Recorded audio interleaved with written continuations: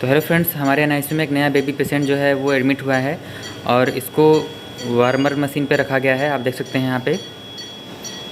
और दोस्तों, ये जो बेबी है ये लगभग बड़े सीजर से सी सेक्शन से यहाँ पे हुआ है ये बेबी डिलीवरी।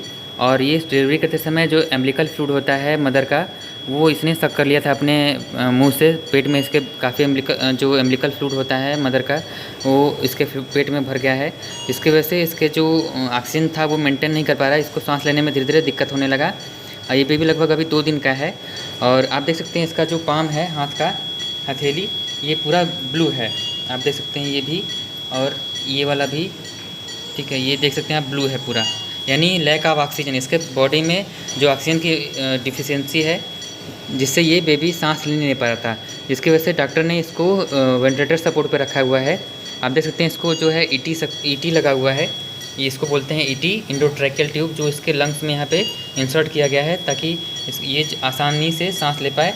दोस्तों, इसको प्रॉब्लम हो रही थी सांस लेने में, और ये इसका जल्दी जल्दी सांस चल रहा था, ब्रीदिंग जल्दी जल्दी कर रहा था। इसकी वजह से इसका जो ऑक्सीजन है वो मेंटेन नहीं कर पा रहा था।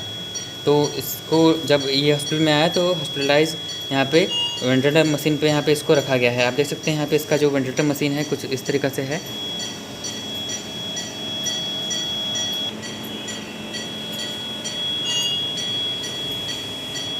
दोस्तों, जब ऑक्सीजन की कमी होती है बॉडी में, तो बॉडी धीरे धीरे नीली पड़ने लगती है, ब्लू दिखने लगता है।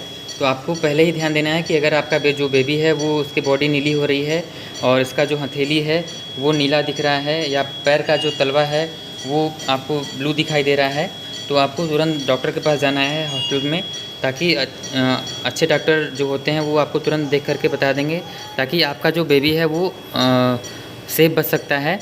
और उसको क्या दिक्कत है, क्या परेशानी है, वो जो डॉक्टर है नियोनेटोलॉजिस्ट, वो आपको अच्छे तरीके से बता देगा। तो आपको बिना देर किए आपके बच्चे को हॉस्पिटल में दिखाना है, ताकि बच्चे के जान को कोई खतरा ना हो। दोस्तों, ये देखिए अब जा कर के ये बेबी लगभग आराम से अभी सो रहा है, और सांस भी इसका जो है वो चेस्ट आप देख सकते हैं यहाँ पे। अब धीरे धीरे आराम से ये चेस्ट जो है वो अप एंड डाउन हो रहा है। जो वेंटिलेटर मशीन है ये ईटी इसको लंग्स में इसको ऑक्सीजन पहुँचा रहा है, और ये आराम से सांस ले पा रहा है। ये ईटी जो है वो काम करता है लंग्स में ऑक्सीजन पहुँचाने का, डायरेक्ट लंग्स में ऑक्सीजन पहुँचाता है।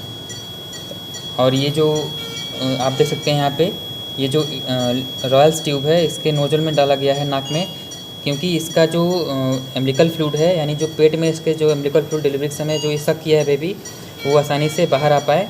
तो इसको रॉयल्स ट्यूब की मदद से हम लोग ये सक्शन बाहर निकाल रहे हैं, और बीच बीच में इसको जो है सक करके देखते भी हैं कि जो इसका पेट में जो एम्बिलिकल फ्लूइड ये सक किया था बेबी, गंदा पानी जिसको बोलते हैं, वो बाहर आ रहा है या नहीं।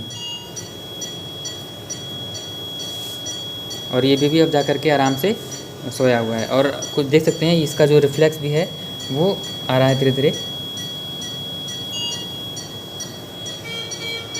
दोस्तों, आपको हमारा वीडियो कैसा लगा हमें कमेंट करके ज़रूर बताएं, और बच्चों के बारे में जानकारी प्राप्त करने के लिए हमारे चैनल को आप सब्सक्राइब कर सकते हैं। और मिलते हैं नेक्स्ट वीडियो में किसी नेक्स्ट टॉपिक को लेकर के। तब तक आप अपना ख्याल रखिए, अपने बच्चों का ख्याल रखिए। Wish you all the best. Stay healthy, stay safe.